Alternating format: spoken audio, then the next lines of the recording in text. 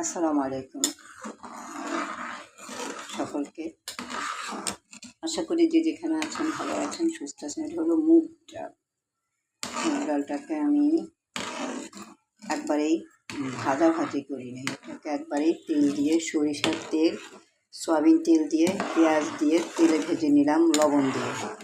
তারপর হলুদ দিলাম, আর দিলাম হলো আপনার আস্ত রসুন দিয়ে এইভাবে কেটে ফালি ফালি করে আস্তে আস্তে রেখেছি।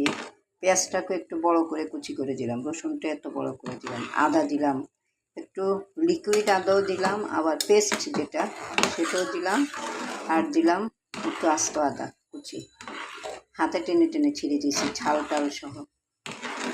আর দিলাম কাঁচামরিচ ছাপ্পান্নটে, তেজপাতাটাও দিব।